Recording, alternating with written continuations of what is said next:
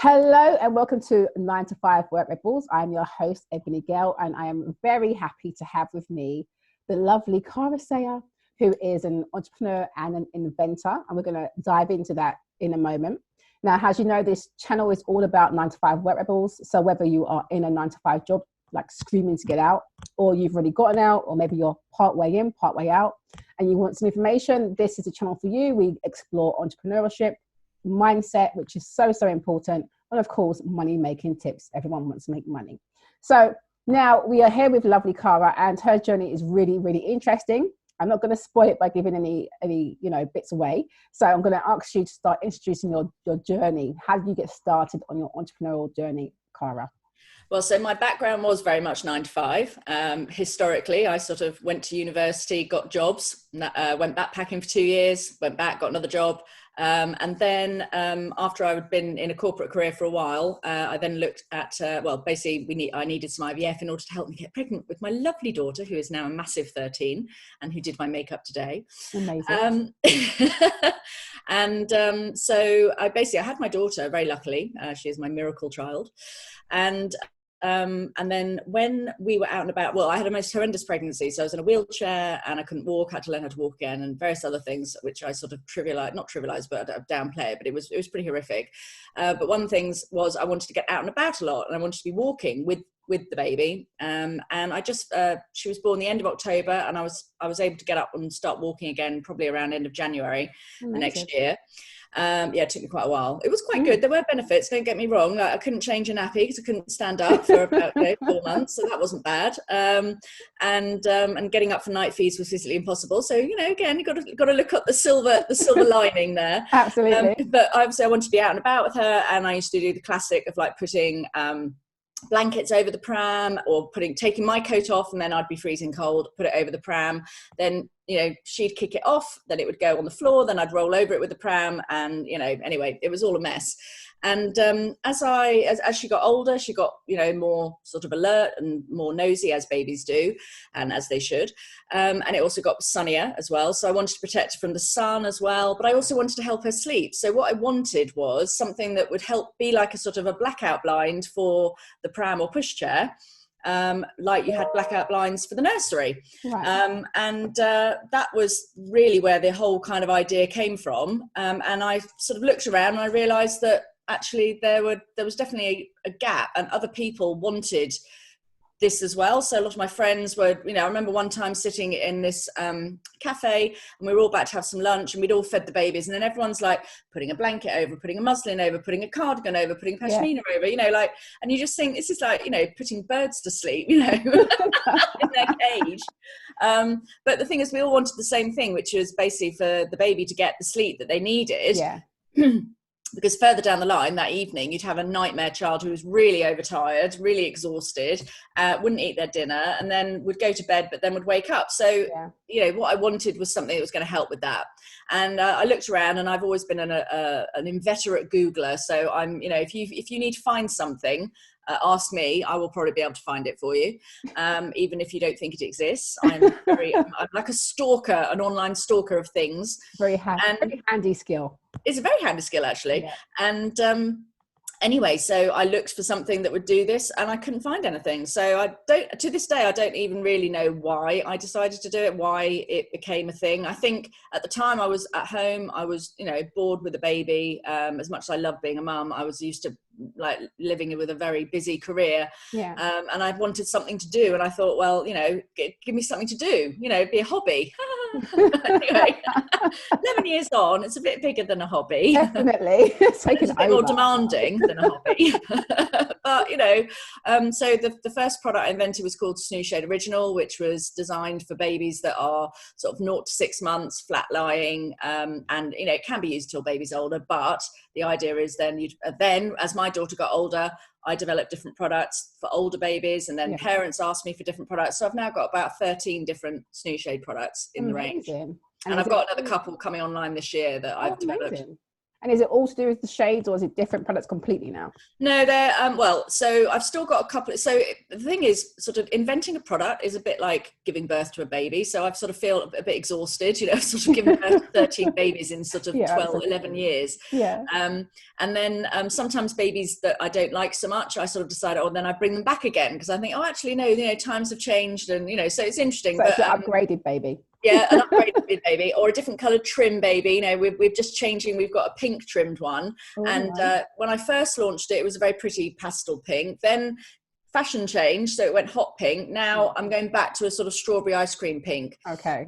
And then I'm doing a version for twin buggies as well this year, which has been quite a long time in the making. I've done one that's for the babies, but this one's for older babies and toddlers. So the idea being, it doesn't matter if you've got a baby and a toddler or two toddlers, you know, you can use it. So yeah, no, it's sort of, and then my plan was last year, I was going to bring out some other complementary products, right, but COVID kind of put a great big stick in that one. So I'm just sticking with what I know right now. And then, you know, wait till we maybe clamber out of this. That's great. I mean, if you think about your journey, so you're saying literally your invention came out of the need that you had as a parent, you know, wanting to protect your child from the sun, and what, you know, years later, make her sleep. Yeah, to make her sleep. I understand that. Being a mum, I understand that, and a lot of parents out there can relate to that. I remember having to try and, you know, pull the buggy top down when the sun comes out, and, you know, it doesn't always work. So, you know, kudos to you for actually doing that and creating a really good product. Now, what I found interesting about reading your bio, you mentioned the fact that obviously you launched the product. Your background was in marketing, right? So was you on maternity leave at the time? Was it a case of no. So my background was marketing. I actually worked on the launch of the National Lottery in the UK back in '94. So I looked after the launch of that. I also launched Amazon in the UK, eBay, and Tesco online grocery shopping for back in '99. And then I was working in magazine publishing and events management. So that's what I did. And then I left my last job because they were complete beeps. And there was also it would have been physically impossible for me to get pregnant because I was constantly traveling. So I decided that it was time, you know, so then we investigated, then we did the IVF, etc. Right. But I was still then working. I did freelance for, I consulted for somebody for a couple of years until I had my daughter. So I was literally working, I had my laptop up until the point where I was going into the C-section. Because obviously I couldn't give birth naturally due to my lovely condition that I had. So that was that threw the idea. I was supposed to be having like a beautiful water birth at home with whale music and candles. So well, that's all right. I was supposed to have a water birth in the hospital. Got there, it was actually someone was in there, couldn't have it. So I did have my music, but it wasn't quite how it was supposed to be. But she's here. She's wonderful. It's great. That's the most important thing, isn't it? Really. So when I've completed what was I saying? You was just sorry. That's my bad. My career in marketing. Your career in marketing, So yes, but I didn't have any experience in retail or manufacturing. So and unlike today, where you could probably find lots of courses online and learn the ropes, I had to do everything from scratch. I just literally kind of felt my way along and just did stuff that kind of made sense to me. And I do think, I sometimes do say, actually, I think it's quite good sometimes when you go into an industry where you don't have preconceived notions, because, you know, sometimes you do things differently and therefore you don't do them better, but you just do them differently, which makes your product or item or service stand out. So I think it's quite nice sometimes. I quite like it when people say, oh, actually, I don't, you know, like imagine launching a beauty product if you only ever worked in beauty, whereas actually I know lots of people who've launched beauty products because they're passionate about the ingredients and various other things. And actually they do things in a very different way and they prioritize things in a different way as well. So, you know, whereas if you've maybe been in the beauty industry, you'd probably put all the money into the marketing, the packaging and everything else. If you haven't been exposed to that, you might just do it differently. Yeah, you come to it with a different angle, and I think that's important. And I think that's something that people should be aware of, because I think like a lot of us pigeonhole ourselves, like, oh well, I've only worked in this area and I don't have the experience. But it's absolutely. Like, look at me, I'm now like an expert in retail and manufacturing, and like 10, 11 years ago, if you'd have asked me what to do, I'd have just like fallen on the floor unconscious, really. So. There you go. Never say never, is stay open to opportunities, I say, you know, and go with what you're passionate about. And yours was a passion, wasn't it? It was passion driven. You wanted to do something to make it happen, your daughter. And then it's become a headache. No, I love it, really. So tell me about some of the challenges that you faced on your journey, because I remember reading about a particular part that I found really interesting in your bio is the fact that you had a publicly successful business. Yes. And you had all these distributors and these big stores that had your product, but yet you felt like, you know, you were still just about able to pay your bills. It wasn't felt, it was the fact. So what happened was, and this is another that area where I always advise people to really look at their numbers right from the word go. You shouldn't necessarily be prepared to be making profit in the first few years. I mean, when you think about, I think it's only, 95% of businesses fail or something like that, you know, in the first 5 years. First 5 years. You know, so when you think about that, when people then go, oh, you know, get rich and all this, I'm like, are you kidding me? Particularly with a product business, because obviously you have to have a product to sell. Exactly. So if we have to buy it before you do anything, whereas at least with a service, you know, if you want to have a sleep, that means you won't earn that money in that hour. But if you wake up, you can start earning, you know, but if you don't have a product, then you don't have anything to sell. Yeah. And yes, you can do a bit of selling and all the rest of it, but there's a limit to that as well, because eventually you do finally have to actually have a product to sell, otherwise I think that's called fraud. But yeah, so I overtly I'd been doing really well. I'd been pumping all the money straight back into the business and a lot into the marketing. So I did all sorts of random and weird things. I mean, this is what I mean. I suppose because my background was marketing, I went and did, like, we got invited to go to the Golden Globes in the US and met all these celebrities, and you know, and had celebrity people using my products quite early on, which was quite amazing. And I was in, I had about 22 distributors worldwide. I had 2 distributors in the UK, one for the big boys like Tesco's and Boots, etc., and then one for more smaller independent retailers. But then in 2014, it became clear I was going to get divorced. And so therefore I had to support myself, and I had to look at the numbers. And what was really interesting, and I do think this is a slightly female trait, is I do think that we women are sometimes too nice, and we worry more about breaking the relationships in business than we do about the numbers. Yeah. Well, I tell you what, get divorced and have to do all that, and then you don't give a shit. Excuse my You'll put your foot down, won't you? Yeah. So, I mean, I had to ring my distributors and say, I'm really sorry, but basically either I keep working with you or I shut the business. You know, and I shut the business, or I don't work with you and I've got a chance of putting food on the table. Yeah. And when you have those sorts of conversations with people, and, you know, I was very lucky, I'd been working with people for quite a few years by this point. I had really good relationships, and, you know, they knew that I wasn't messing around. And and also the distributors worldwide sounded great, but they barely sold anything. They did no promotion. They did nothing really to benefit the brand. Yeah. And so actually, I've ended up doing a lot more, making a lot more money, and making a lot more impact by doing it myself, because of the fact that it's actually been easier to control. And also I know what my message is, whereas, you know, distributors often they're like, oh yeah, I want that product because it's a best-selling product, but then they don't do anything with it. Exactly. You know, it's the same with big retailers. You know, everyone gets excited, oh, you're in Tesco, you're in Boots. Yes, but the problem is Tesco and Boots don't tell anyone that they're selling your product. It's up to you. So if you see, I always say this, if you look on the TV and you watch all the ads for foods, you know, it's like Heinz Baked Beans is doing the ads to tell you to go to Sainsbury's. Exactly. You know, it's not, I mean, Sainsbury's might mention they've got a promotion on with Heinz, but even then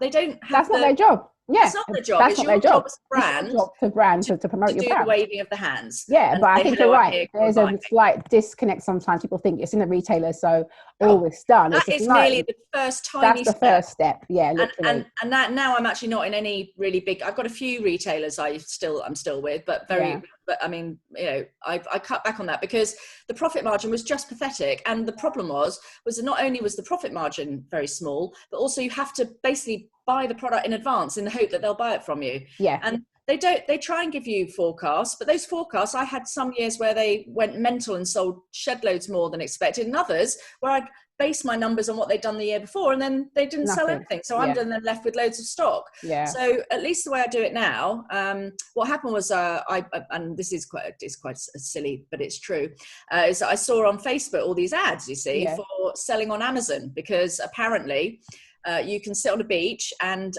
drink cocktails and just file your nails nicely all day and listen to the sound of a laptop in the background chinking away and making money for you all day, and you don't have to do anything. It's great. Yeah.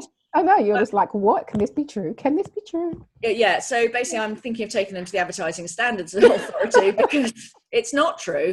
But the thing that was really interesting was I could see that there was a huge potential, because there are a lot of people out there making a lot of money selling unbranded products. And so if you've got a brand, and I knew by this point my brand and my products did what they said they did on the tin. Right. I knew they delivered. I knew customers liked them. I knew that they worked. And it was just a matter of getting more eyeballs on the products in the first place. So I started studying how the Amazon sellers do their how they do their listings, etc. And then I also took my experience of being a brand and applied that as well. So it sort of became a bit of a hybrid of two ways of doing things. And I mean, it's fascinating because I see so many brands on Amazon who really haven't got a clue how to sell on Amazon. And then I see some amazing Amazon sellers who are selling completely unbranded items, things that you would never realize that, you know, that we're making millions. And yet they are, because they're very clever on the other side of things. Yeah. So I sort of married the two together, started selling in, was it 2016 directly. And yeah, in 3 years managed to basically, I think it was nearly triple turnover and double profit. So that's amazing. And so when you took it to Amazon, did you go down the Amazon FBA route, as in, you know, the fulfillment by Amazon, or did you do the fulfillment yourself?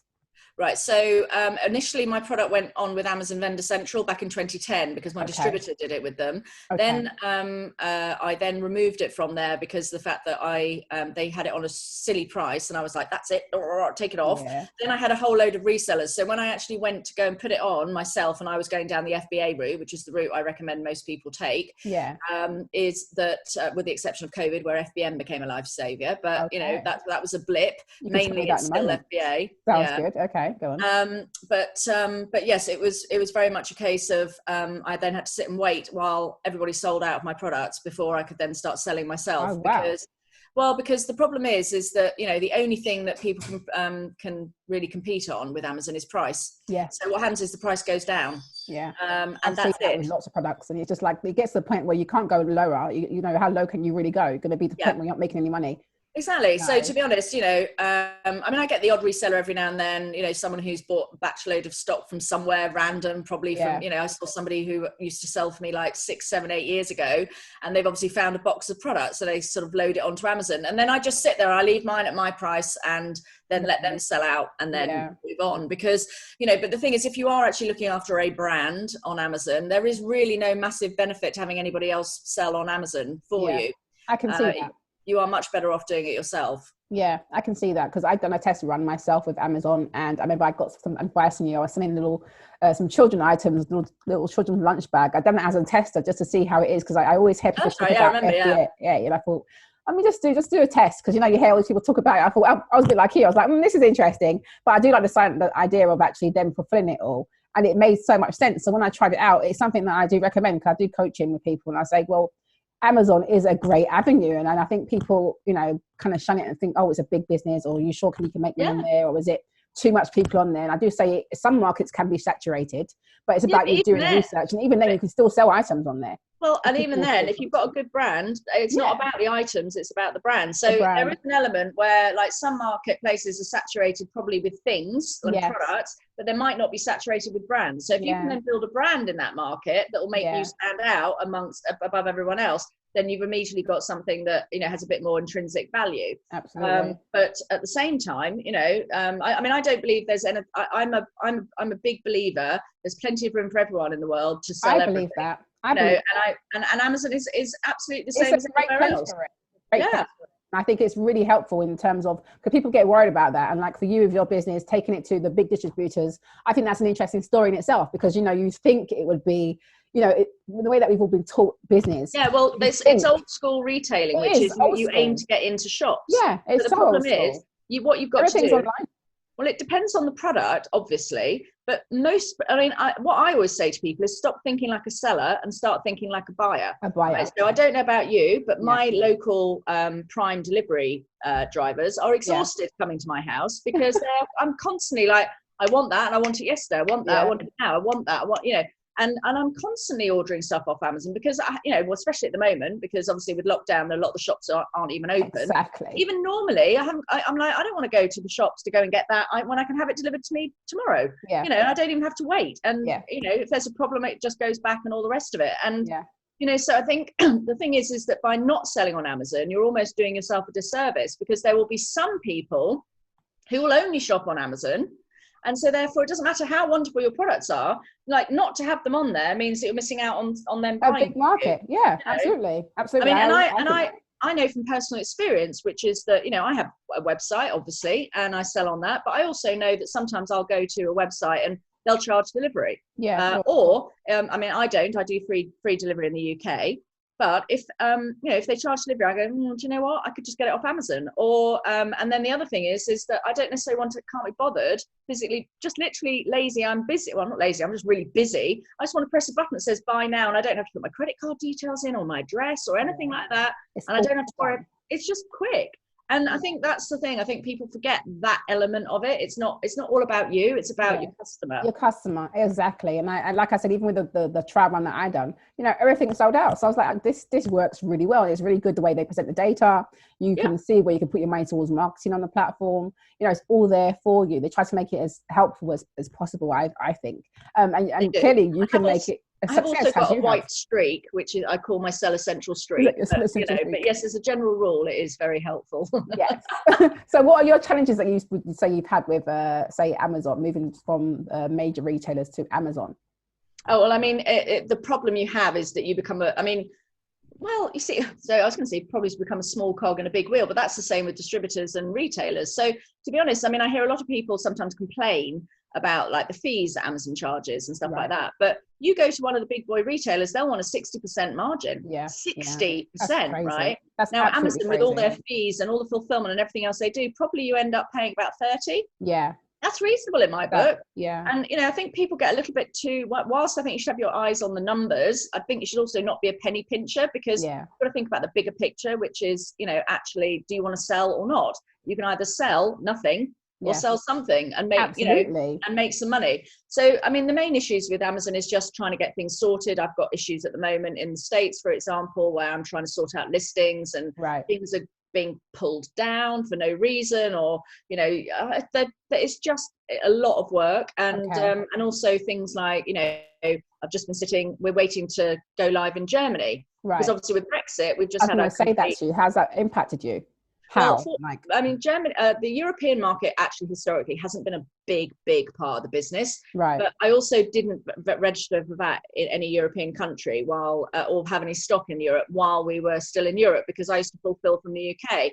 But now I've registered in Germany because Germany is the biggest marketplace. It's bigger than the UK in terms of sales. Oh, wow. And so I've gone back, registered, like bitten the bullet. That's, committed to a year of cost on that front. But then I'm hoping that also maybe I'll sell more because of the fact that I'll actually have stock in Germany, because obviously Germans or Europeans buying from Germany will get a faster Prime service than they would have done if one of the stock was in the UK. So, it might actually help things. But at the moment, the main issue has been for everybody is actually physically getting stock into the country because of customs. Yeah. So that's what I was going to say. How is that even working for you at the moment? Well, I mean, we're literally waiting. I'm sitting today. We know we've got a shipment that's arrived in Germany in customs. So we're now just sitting, praying and crossing everything we've got that it'll just go through, because it's only a small. I'm just doing a test shipment just to see if it works. But I know a lot of people. The problem is you've got two types of customs. You've got customs with like courier shipments, which we've done, which is a lot faster process usually. And then you've got the shipments and customs processes for when you've got like container loads of stuff going in. Yeah. And that's a lot slower process. So the people who are doing that at the moment have had a nightmare.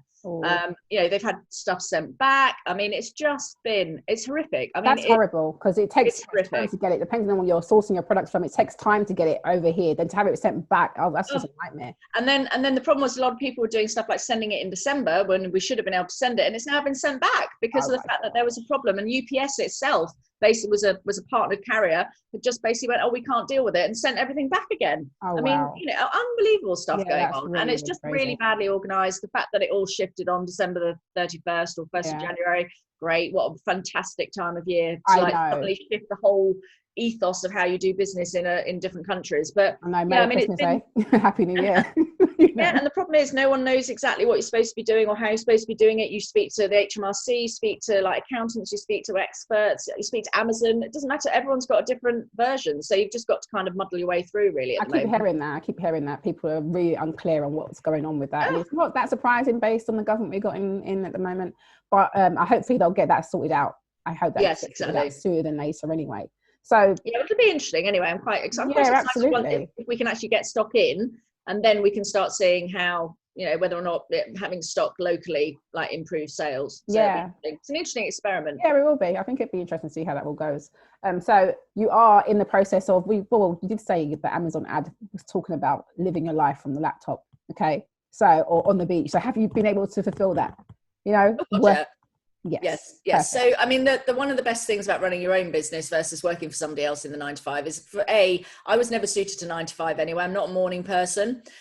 So I'm very much a sort of, in fact, when I used to work in the media, as they call it, it was great because you didn't used to start till about 10, which was just about when my brain was starting to sort of wake up, and sort of finish a bit later. So I used to do 10 till 6 really, or 10 till 7, 8, whatever. But, so 9 to 5's never been my bag really. And also I'm too much of a rebel and I don't like being told what to do. And I don't like that sort of inference that, you're only going to work between set hours. I mean, I've literally been working, I'm exhausted at the moment just because I've been working on all this stuff and I'm on it until late at night, but at the same time, if I want to take some time off, usually I can. And I just say, right, I'm clearing my diary for, X number of weeks or a week or a few days. And one of the things I do actually that I've started doing this year is I actually only normally do calls on a Tuesday and Thursday now. So I don't speak to people on Mondays, Wednesdays or Fridays, because that's my thinking time and that's my doing time. Because I found, especially with all the COVID stuff and Zoom calls and everything else, my diary was just getting, so I just felt like I never ever stopped. Whereas now I'm normally very focused. So Tuesdays and Thursdays, that's my sort of calls, etc. And then Monday, Wednesday, Friday is my sitting, tearing my hair out at Amazon Seller Central or Facebook ads or whatever other SEO or, all the other various bits of the business. That's good. I understand that too. I think it's important people get that. You putting in all these hours, you're putting it in because it's your business, your own business. So well, I see the direct benefits, so I know if I sell more, I make more money. There you go. And that is incentivizing. Absolutely. And also, I've had my daughter was tiny when I started the business and she's now 13. And I've not really missed a single school event or, and I work from home. So, in fact, she was wandering around in the background earlier on. But it's half term. But the thing is, ultimately, is that, I've always been around for her. Whereas I've got other friends of mine who work in big corporates and they're leaving at like 5, 6 in the morning and not getting back till 8, 9 o'clock at night. And they very rarely see their children. And I totally get that everyone makes different decisions. I'm just glad I earn less probably than I used to earn less. I earn more now. Like in the last couple of years, I've moved into more than I used to earn in corporate. Well, absolutely. You tripled your income. So we know you're definitely doing well, but you see, tripling your profit doesn't necessarily mean, particularly in a product business, that you get all that cash, because a lot of that's tied up in stock. Go back into the business. So I have usually about £300,000 to £400,000 worth of stock at a given moment in time. So that's a lot of money to be tied up. Absolutely. So unfortunately, I can't take all of that out, and neither would it be efficient. It wouldn't be good to do that. But I do make sure, one of the things I've done over the last few years, I've been topping up my pension because I didn't have a pension before that. And I've been maxing that out every year for the last sort of 4 years. Oh, brilliant. So little things like that, which you can do. And, they reduce your corporation tax liability and various other things, which are beneficial to you sort of long term. It's always worth trying to do that. As well. Absolutely.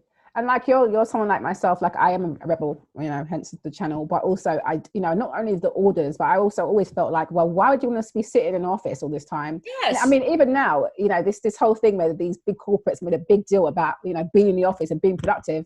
Well, hello, we're in a pandemic, everyone's working from home, and I think everyone's getting their work done. So I think that argument can no longer stand. So it'd be interesting going forward to see what happens. Well, it was interesting, actually. I did see something the other day. I think they were sort of saying, well, working from home wasn't working for everyone. I'm like, well, that's probably when we had the kids off school. Like, to be fair. You can't be working with your kids running around the house. It's but when difficult. you're working from home and your children are at school, then that is a very different, a different thing. And I mean, I know people who, in my road, whose jobs, their company would never have thought they were able to like do their job from home. Like seriously, they would have probably, if they'd have probably, knocked themselves unconscious at the thought that you could actually do that job from home. But they have done it from home and really successfully. Exactly. And but the other side of that is they're then able to pick their kids up from school, drop them off, be more involved, when they want to be. So you get the best of both worlds then, because you're getting, you're not having that whole sort of you know, as I say, being away all day, every day for work, you can actually say, well, you know what, I'm not doing a 2-hour commute anymore. So actually I'm going to have an hour's breakfast with the family, or start work earlier, finish earlier.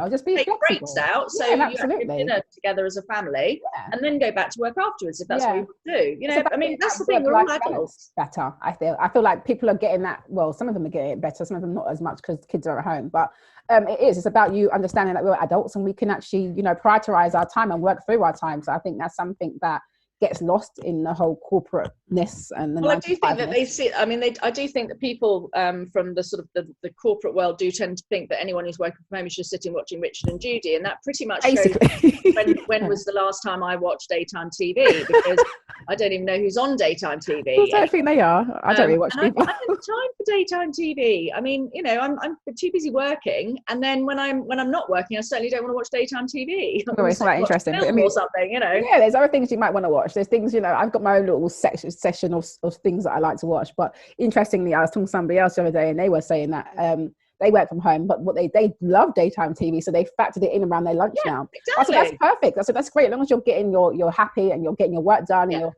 getting some of your me time and family time. Because again, for me, being a mum, well, I mean, I had my daughter after I came out of university, you know, then went into the working field, then always knew I didn't really want to stay in the working field, wanted to have my own sort of business. And I found it always shocking when I'd meet people and say, you know, how long have you been here? And they'd be like, oh, like 15 years or 20 years. And I'm just like, oh, like I cannot imagine giving that much time to an organization when you give it to your own. This is the longest job I've ever had. So I'm now 11 or 12 years into this job that I created for myself, and I love it. And I've actually, in the last couple of weeks, I've had 3 people offer to buy my business. And I've said no to all of them because the fact that I said, no, I'm actually enjoying what I'm doing. Enjoying what you're doing, exactly. And I'm growing it and I'm learning. And what I like is, I mean, I also do help other people who you know, want to sell on Amazon and who want to grow a brand and all the rest of it. Yes, and plug that. Let's plug that. That's your segue for the moment. We want to plug that as well. So for people who are watching,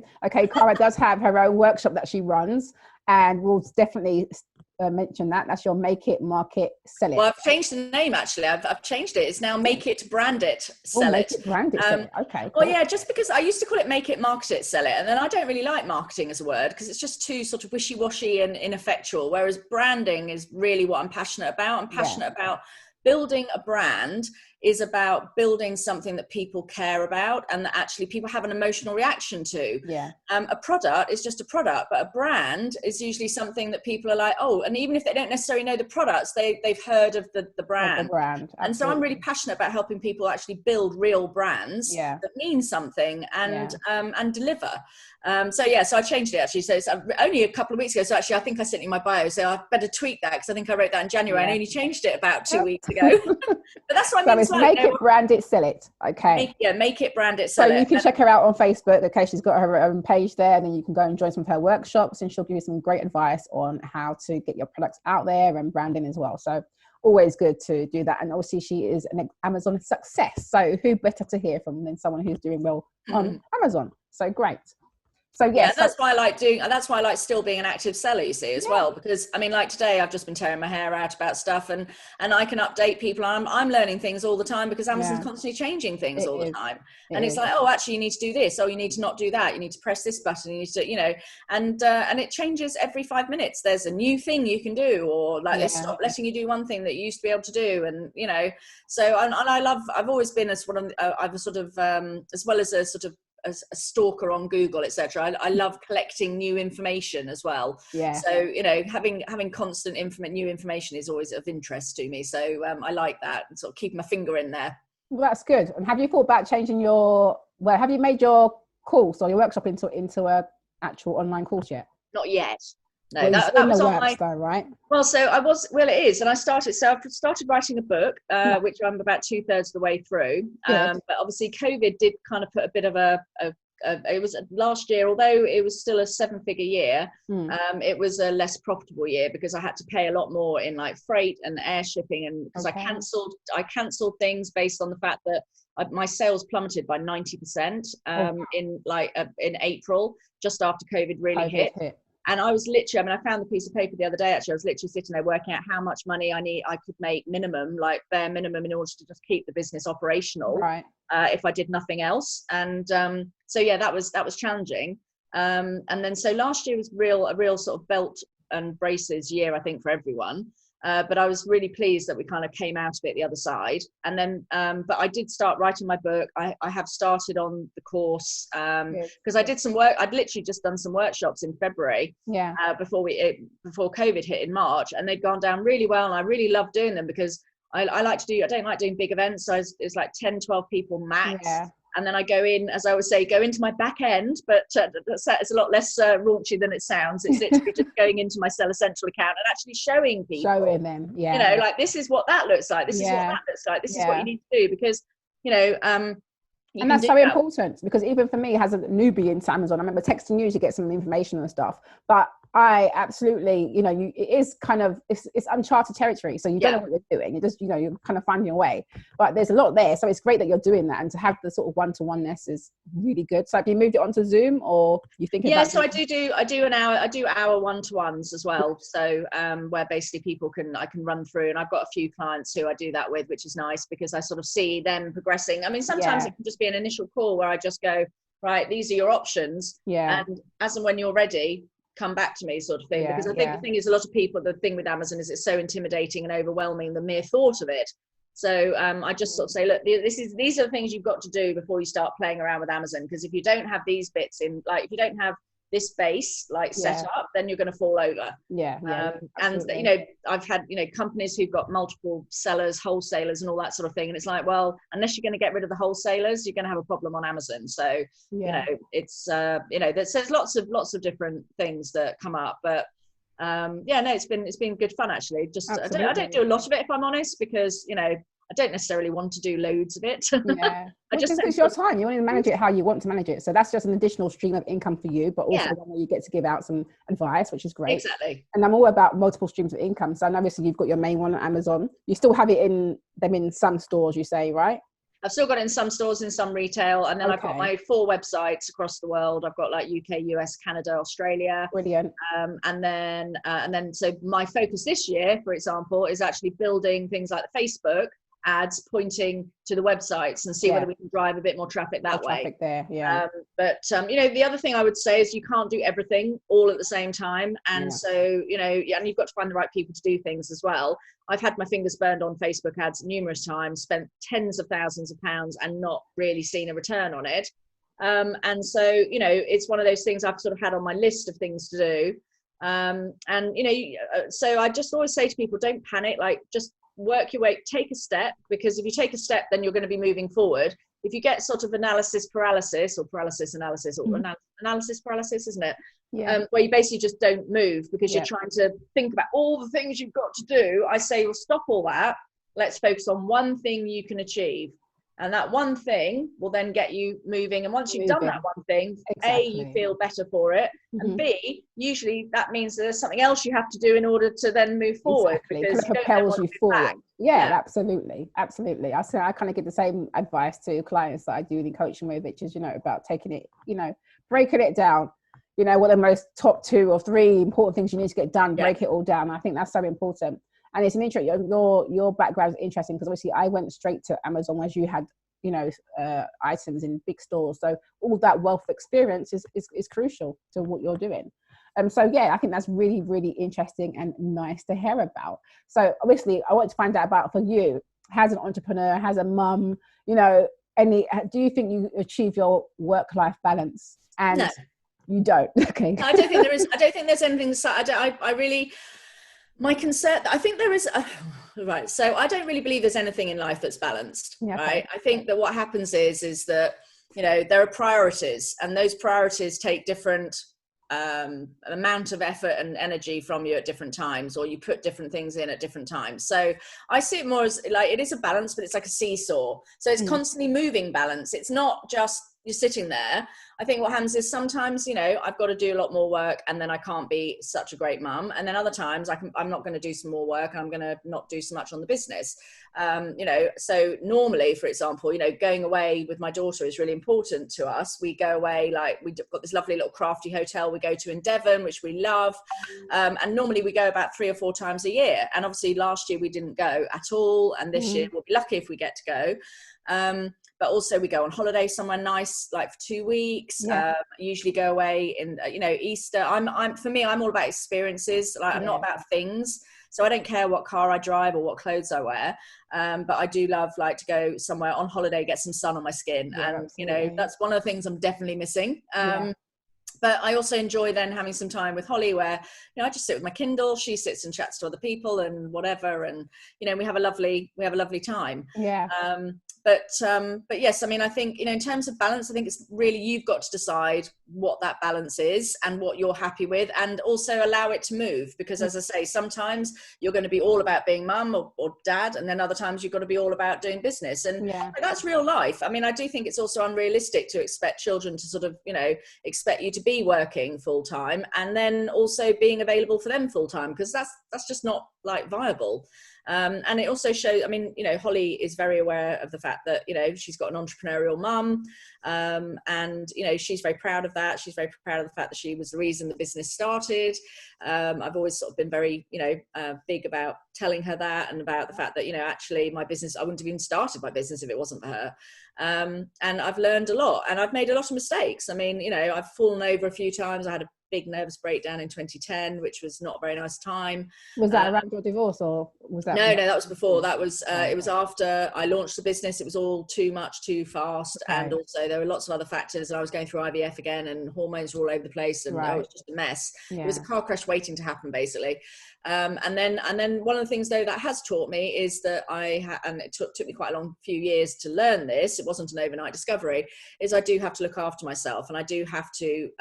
For me, rest is really, really important. Getting enough sleep, and you know, there is that.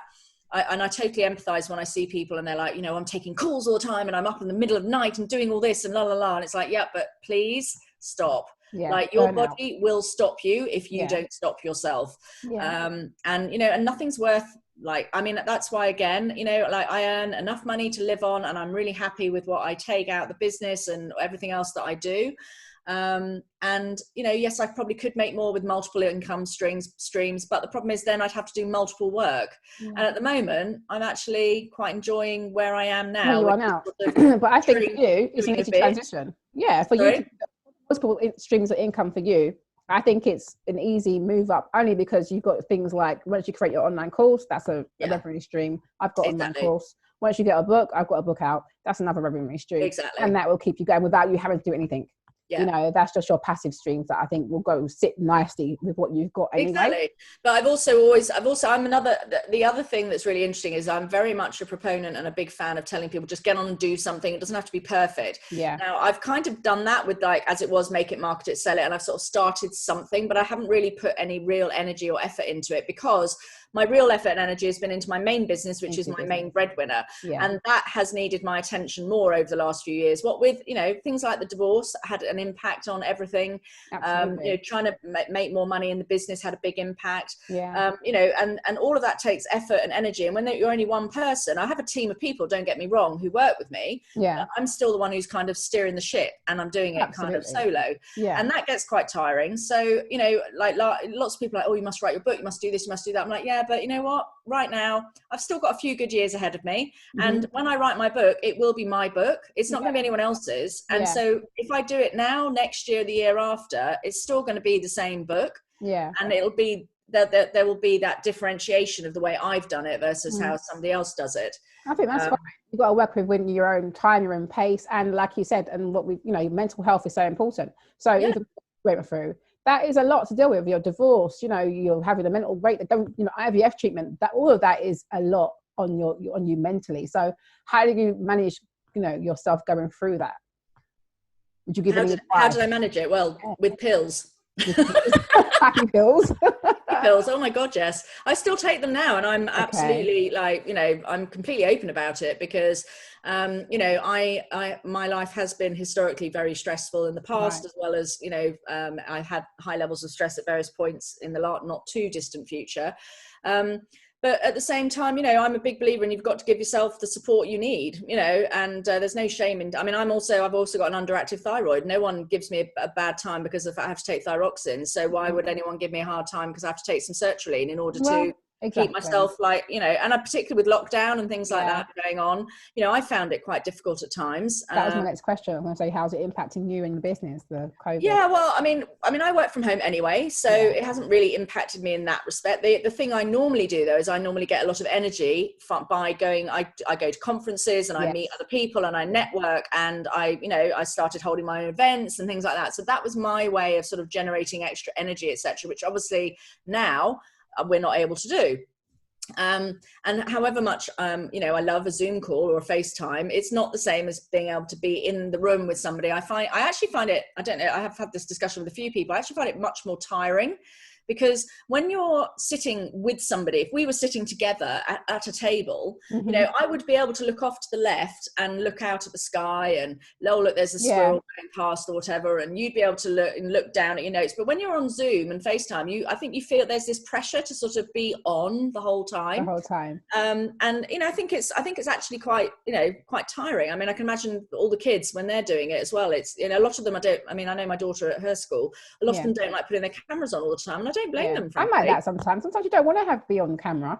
You know, depending on what meeting you're in. I've been in meetings. I'm like, I'm not putting my camera on today because I want to treat it like a phone call. Okay, let's go back to the days we just didn't see each other, but we heard each other. That's fine. You know, so it does have an impact. And I do like you. I feel like a lot of people are going through it. You know, everyone's going through it emotionally.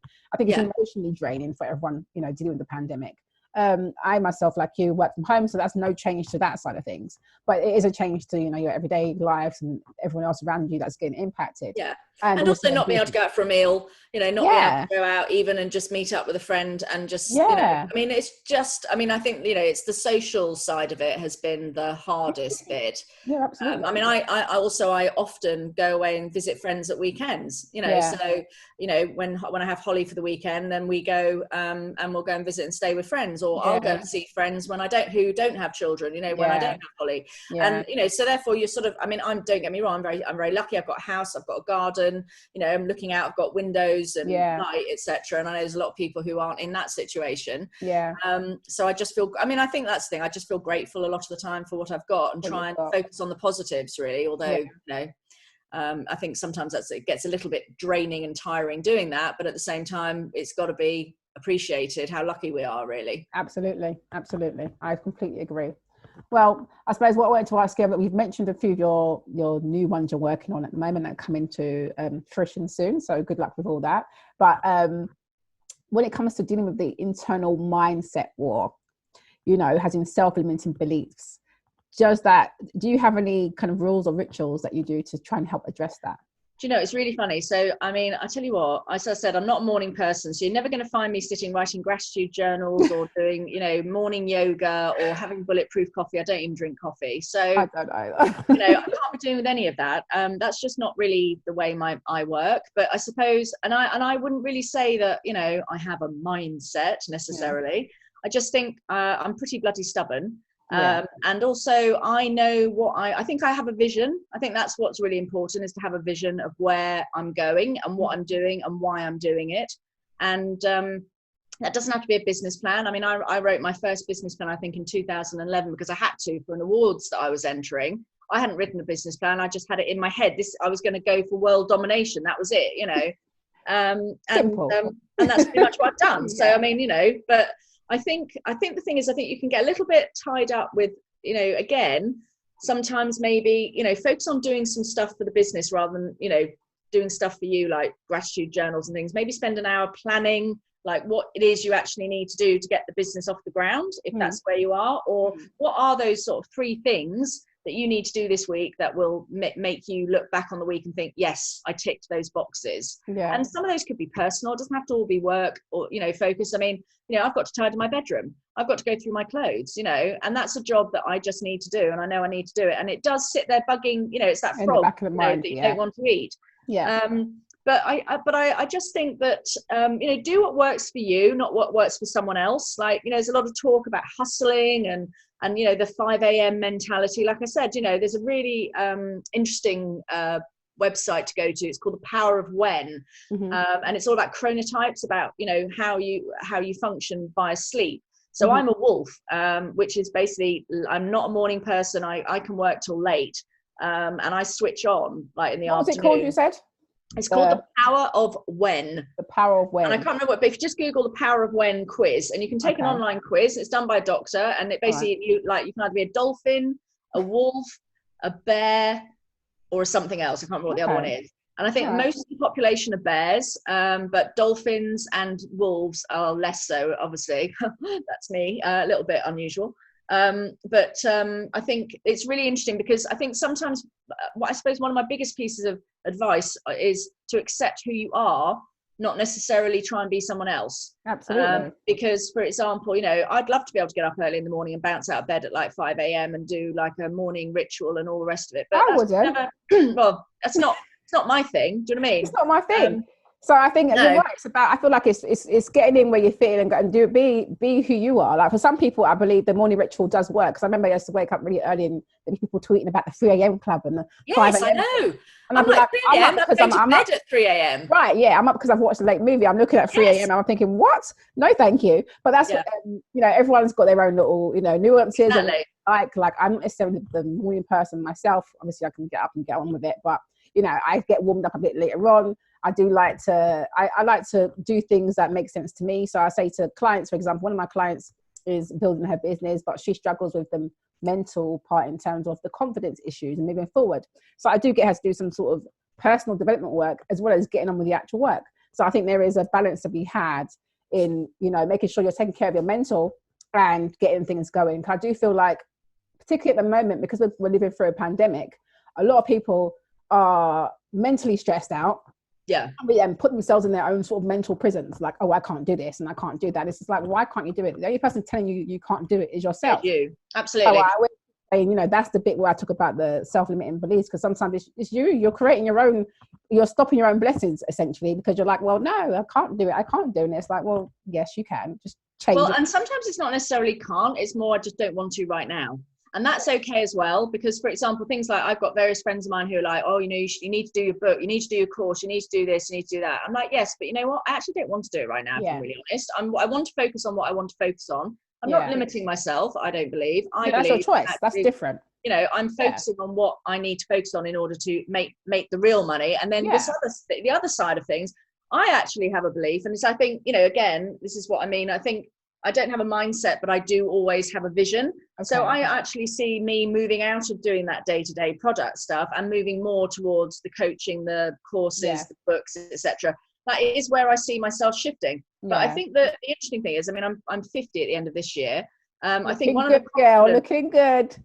I do think one of the confidence issues and the imposter issues, I think some of that's an age thing, because we don't really feel like we've kind of qualified, if you know what I mean. So like when I started SnoozeShade, who the hell was I, right, with no experience in retail, no experience in manufacturing, no experience in products, no experience in any of the stuff other than the marketing, which I was pretty good at, right?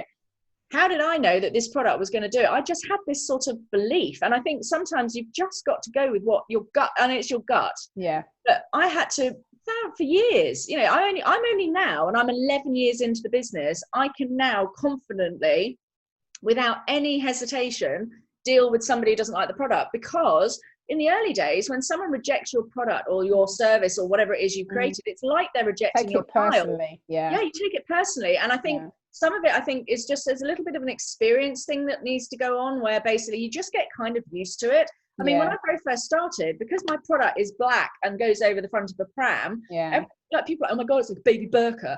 And, you know, and they, and they also, I've never put my child under that. And all this sort of stuff, right? But that's because it looked different, right?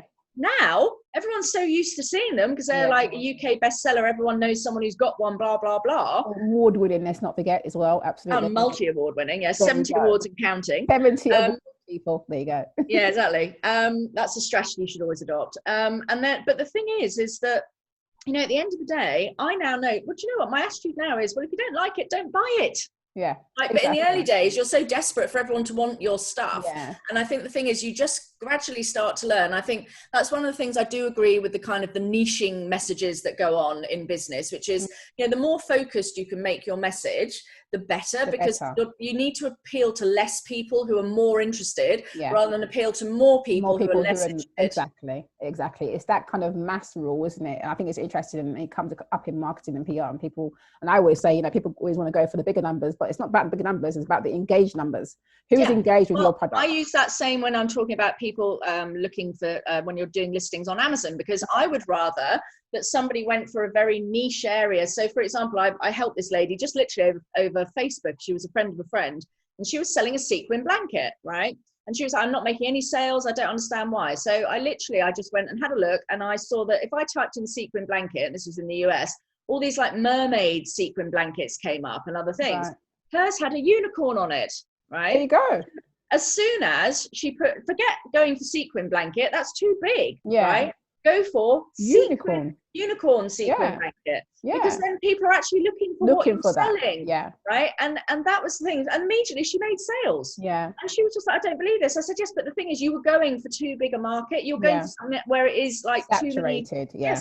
If you haven't got enough money, you haven't bought as much. You won't get seen. So I'm all about going for the lower hanging, less utilized, but more focused keywords, because those are the people who want to buy. I'd rather have 10 keywords that each have, say, 700 people looking, or 300 people looking for them, because then you're going to have between 3,000 and 7,000 people who are actually quite interested in buying your product, rather than having 100,000 people who are around here looking, just generally sort of surfing the net and kind of generally looking for like a silicon spatula. But if they want a red glitter silicon spatula, then you can deliver that. But a silicon spatula, they might want a black one, a blue one, a green one. They might, you know. Too broad, isn't it? Yeah, no, I completely get it. And it's things like that makes such a huge difference.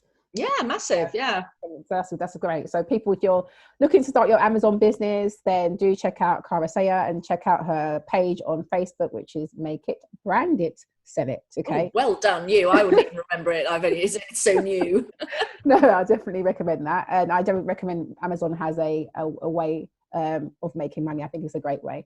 I'm looking at, actually, I've done my bags, and I'm looking at adding to that now. I need to re-up, and I did it as a experiment. And because it's done well, I'm like, I wasn't kind of prepared. So now I need to start figuring out what I'm doing next. So it's kind of that situation, which is always a good situation to be in. So great. But thank you so much for joining us today. It's been really helpful to hear some of your insight and your thoughts. And so you've been out of the 9 to 5 longer than 11 years, because your business has been up for 11 years. Yeah, right? So I think I left my last 9 to 5 job in 2005, December 2005. So I've been out of it for. And you've never looked back. You do not regret. Oh God, no. I hated it. I mean, I'm just not a corporate creature. I say it like it is too much, and that's the other problem. Is that, and that's one of the things I love, which is quite liberating. Which is, and I am known for saying it as it is, and I don't want to have to sort of suck up to somebody just because the fact that they're, you know, a higher position in a company than me. If I think that what I can do will help, because that's the thing, it always comes from a good place of wanting to help. And the problem is in corporates quite often, and I've got a lot of friends who work in corporates. My mum worked in corporates for many, many years. And, you know, they sometimes they suppress that creativity and what have you, because everyone's too worried about their job rather than actually focusing on what you're supposed to be doing, which is kind of, you know, and the only other thing I was going to say was, you know, with regard to what you're saying about the imposter syndrome, is you've just got to fake it till you make it, I'm afraid, to a certain extent. You've just got to believe what you're doing is the right thing. And then you just, every time you have a little moment where you're like, oh my God, I don't know what I'm doing, don't forget everybody's been there. I, you know, as I said, I had no experience in what I was doing at all. And you know, now I feel very confident in, but I still don't know everything. And I say that to people, like I get people asking me about how do I sell a book on Amazon. Well, I know a little bit about that, but I'm not an expert in that area. I'm not an expert on selling handmade products on Amazon. I'm so don't be afraid to not know it all, because no one knows it all. And if they do say they know it all, they're lying. Absolutely lying. And I do, and to pick up on your imposter syndrome, I do think that's a woman issue. Yeah. You know, whether it's older or young. I have known a few men who've had it as well, actually, to be fair, but much less. Because, even I was done a talk a couple of years ago at a women's conference in communications, and it was interesting. We're looking at some of the statistics, and it was mostly women who had this imposter syndrome. A lot of men would see a job that's a little bit higher, too high, yeah. They'll go for it, but the women wouldn't. And no, I know, because they'll be like, but I can't crochet at 100. I can only crochet at 80. At 95, or whatever. Yeah, absolutely. Yeah. Whereas a man would just be like, I can crochet. Yeah, I can do it at 50, but I can do it. Yeah, exactly. And I do think we need to teach our young girls, like we need them to